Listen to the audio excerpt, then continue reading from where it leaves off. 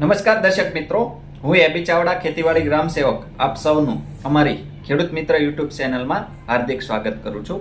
દર્શક મિત્રો, આજના વિડીયોમાં આપણે આપ સૌ ખેડૂત ભાઈઓ માટે મહત્વના સમાચાર લઈને આવ્યા છીએ કે પાક નુકસાન સહાય ગત ઓક્ટોબર માસમાં જે કમોસમી વરસાદ માવઠું થયેલું એના કારણે આખા ગુજરાતમાં ભયંકર નુકસાન થયેલું. આના માટે રાજ્ય સરકાર દ્વારા 10,000 કરોડનું જે સહાય પેકેજ જાહેર કરવામાં આવેલ હતું એના માટે પાક નુકસાન સહાય માટે હાલમાં ઓનલાઈન અરજી લેવાનું ચાલુ થયેલ છે અને આના માટે ગુજરાત સરકાર દ્વારા ખાસ કૃષિ સહાય પેકેજ જાહેર કરવામાં આવેલ છે.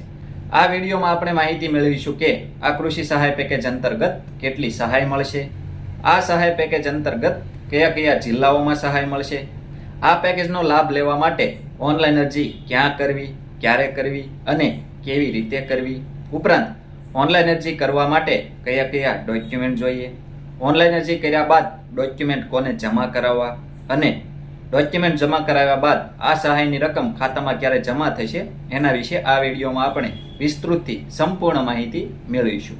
માટે વિડીયોને અંત સુધી જોવાનું ચૂકશો નહીં.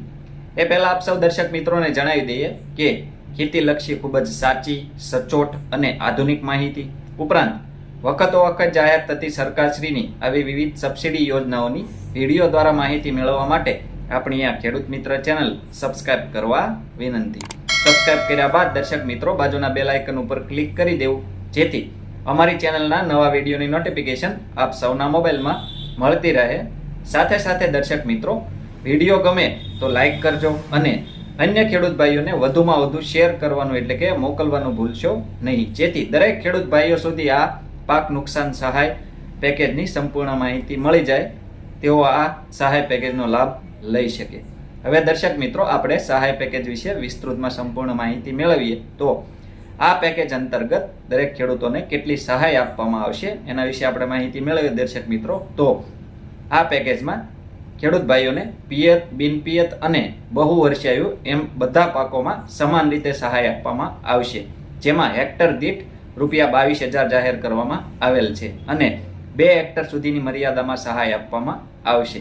એટલે કે જે ખેડૂતો 2 હેક્ટર કે તેનાથી વધારે જમીન ધરાવતા હશે તેઓને પણ વધુમાં વધુ ₹44,000ની સહાય આપવામાં આવશે.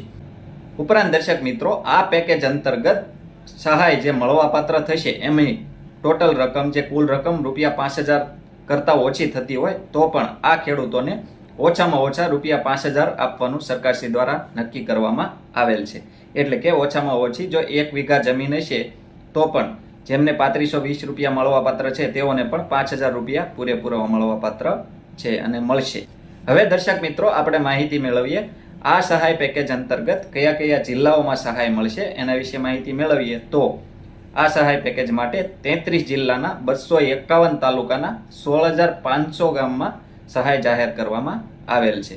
જેમાં દર્શક મિત્રો, આ કોષ્ટક આપ સૌ જોઈ શકો છો જે તે જિલ્લાના જે તે તાલુકા, જેમાં અમરેલી, ભાવનગર, ગીર સોમનાથ, જુનાગઢ, બોટાદ વગેરે જિલ્લાના સામે એના તાલુકા જે પેકેજમાં આવરેલા છે એ તાલુકા આપ સૌ આ લિસ્ટમાં જોઈ શકો છો. આગળ જોઈએ તો પોરબંદર, રાજકોટ, દેવભૂમિ દ્વારકા, જામનગર, સુરેન્દ્રનગર, મોરબી, નવસારી, સુરત, વલસાડ, તાપી, આમાંથી તમારો જે કોઈ જિલ્લો હોય એ જિલ્લામાં આપ સૌ એની સામે તમારો તાલુકો જોઈ શકો છો. આગળ ડાંગ, ભરૂચ, નર્મદા, છોટાઉદેપુર, વડોદરા, દાહોદ, પંચમહાલ, મહીસાગર, અમદાવાદ, ખેડા, આણંદ, ગાંધીનગર, મહેસાણા, સાબરકાંઠા, અરવલ્લી, બનાસકાંઠા, વાવ, થરાદ અને કચ્છ એમ કુલ 33 જિલ્લાના આ તાલુકાઓમાં સહાય જાહેર કરવામાં આવેલ છે. દર્શક મિત્રો, હવે આપણે માહિતી મેળવીએ આ સહાય મેળવવા માટે ઓનલાઈન અરજી ક્યાં કરવી. તો આપ સૌ પોતે આના માટે અરજી નહીં કરી શકો. આપ સૌએ તમારા ગામની ગ્રામ પંચાયત ખાતે જે કોમ્પ્યુટર ઓપરેટર હોય, VCE કે VLE, એમના મારફત આપ સૌએ ઓનલાઈન અરજી કરાવવાની રહેશે. ગુજરાત રાજ્યના krp.gujarat.gov એટલે કે કૃષિ રાહત પેકેજ નામની વેબસાઇટ ઉપર આના માટે ઓનલાઈન અરજી કરાવવાની રહેશે. આગામી તારીખ 14 નવેમ્બર 2025ના બપોરે 12 કલાકથી 15 દિવસ સુધી આ સહાય પેકેજના લાભ માટે ઓનલાઈન અરજીઓ જે તે ગામની ગ્રામ પંચાયત ખાતે લેવામાં આવશે. હવે દર્શક મિત્રો, આપણે વાત કરીએ આ ઓનલાઈન અરજી કરવા માટે કયા કયા ડોક્યુમેન્ટ જોઈએ. તો તમારી જમીનના 7/12 અને 8A, તમારી જમીનના જે 7/12, 8ના ઉતારા હોય એ નવા ઉતારા, અદ્યતન ઉતારા આપ સૌએ આના માટે રજૂ કરવા ઉપરાંત આધાર કાર્ડની ઝેરોક્સ, બેંક પાસબુકના પ્રથમ પેજની ઝેરોક્સ અને પાક વાવેતરનો દાખલો તલાટી કમ મંત્રીશ્રીની સહીવાળો ઉપરાંત મોબાઈલ નંબર. આ મુજબના ડોક્યુમેન્ટ લઈ દર્શક મિત્રો આપ સૌએ તમારા ગામની ગ્રામ પંચાયત ખાતે ઓનલાઈન અરજી કરાવવાની રહેશે. હવે દર્શક મિત્રો ઓનલાઈન અરજી થઈ જાય ત્યારબાદ આપ સૌએ આ ડોક્યુમેન્ટ કોને જમા કરાવવા એના વિશે આપણે માહિતી મેળવીએ. તો આપ સૌએ આ ઓનલાઈન અરજી જે કરેલી હોય એમાં અરજીમાં આપ સૌએ જે તે ખેડૂતે સહી કરવાની રહેશે અને એ ખાતામાં જો એકથી વધારે ખાતેદાર હોય તો અન્ય ખાતેદારોનું સંમતિપત્રક પાછળના પેજમાં હશે, એ આપ સૌએ એની સંમતિ લઈને રજૂ કરવાનું રહેશે. એની સાથે આધાર કાર્ડની ઝેરોક્સ, બેંક પાસબુકના પ્રથમ પેજની ઝેરોક્સ અને તલાટી કમ મંત્રીશ્રીની સહીવાળો જે પાક વાવેતરનો દાખલો આપે લખાવેલો હોય એ દાખલો આની સાથે જોડીને આપ સૌએ આ મુજબના ડોક્યુમેન્ટ અરજી કર્યા બાદ તરત જ તમારા ગામના વીસી કે વીએલઈ હોય એમને રજૂ કરવાના રહેશે. ડોક્યુમેન્ટ રજૂ કરો ત્યારબાદ દર્શક મિત્રો થોડા દિવસમાં આપને જે સહાયની રકમ મળવાપાત્ર હશે, અગાઉ આપણે જે વાત કરી ગણતરી કરીને એ મુજબની સહાયની રકમ આપના બેંક ખાતામાં જમા કરી દેવામાં આવશે.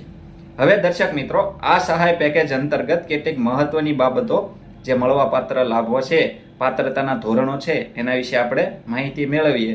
તો આપ સૌ જે તે તારીખે જ્યારે અરજી કરતા હો ત્યારે આપ સૌનું રેવન્યુ રેકોર્ડમાં જમીનમાં 7/12, 8માં નામ ફરજિયાતપણે હોવું જોઈએ, તો જ આપને આનો લાભ મળવાપાત્ર થશે. ઉપરાંત દર્શક મિત્રો માનો કે કોઈ ખેડૂતના એકથી વધારે ખાતા હોય તો જે તે ખેડૂતને કોઈ પણ એક ખાતામાં જ લાભ મળશે. એકથી વધારે ખાતામાં લાભ નહીં મળે, એમાંથી કોઈ પણ એક ખાતામાં જે તે ખેડૂત લાભ લઈ શકશે. અને દર્શક મિત્રો માનો કે કોઈ ખાતામાં એકથી વધારે ખેડૂતોના નામ હોય, 5 ખેડૂતોના નામ હોય, ભાઈઓના નામ હોય, તો તેમાંથી કોઈ પણ એક ખેડૂતોને લાભ મળવાપાત્ર થશે અને જે તે ખેડૂત સિવાયના અન્ય ખાતેદારો હોય એમનું સંમતિપત્રક એમને રજૂ કરવાનું રહેશે. એક જ નામ હોય તો એનો તો કોઈ સવાલ નથી, એકથી વધારે નામ હોય તો તેઓએ સંમતિપત્રક રજૂ કરવાનું રહેશે અને એમાંથી કોઈ પણ એક લાભાર્થી સહાય માટે પસંદ કરવાનો રહેશે. આગળ દર્શક મિત્રો ફોરેસ્ટ રાઇટ એક્ટ હેઠળ જે નોટિફાઈડ થયેલ જિલ્લા છે જેમાં વન અધિકાર પત્ર આપવામાં આવેલો હોય સનદ, એવા ખેડૂતોને પણ આ સહાય પેકેજ અંતર્ગત લાભ મળવાપાત્ર થશે. આગળ દર્શક મિત્રો વન વિસ્તારમાં જે સેટલમેન્ટ થયેલા ગામો હોય જેમાં ખેતી કરતા જે ખેડૂતો હોય તેઓને પણ આ સહાય પેકેજનો લાભ મળવાપાત્ર થશે. તેઓએ સક્ષમ સત્તાધિકારીશ્રીનો દાખલો મેળવીને રજૂ કરવાનો રહેશે. આગળ દર્શક મિત્રો આપણે વાત કરીએ તો જે તે સમયે અરજી કરતી વખતે જો ખાતેદારનું મૃત્યુ થયેલું હોય તો એમના વારસદારો સહાય માટે લાભ લઈ શકશે, અરજી કરી શકશે. વારસદારો પૈકી કોઈ પણ એક વારસદાર અરજી કરી શકશે અને અન્ય વારસદારોનું સંમતિપત્રક અરજીની સાથે જે તે વારસદારે રજૂ કરવાનું રહેશે. આગળ દર્શક મિત્રો વાત કરીએ તો આ સહાય પેકેજનો લાભ સરકારી, સહકારી કે સંસ્થાકીય જમીન ધારકોને મળવાપાત્ર થશે નહીં. આગળ દર્શક મિત્રો વાત કરીએ તો આ પેકેજમાં એક આધાર નંબર ઉપરથી એક જ અરજી કરી શકાશે. એટલે કોઈ પણ ખેડૂત હોય ગમે એટલા ખાતા ધરાવતા હોય તો પણ એમની અરજી એક આધાર નંબરથી એક જ વાર થશે.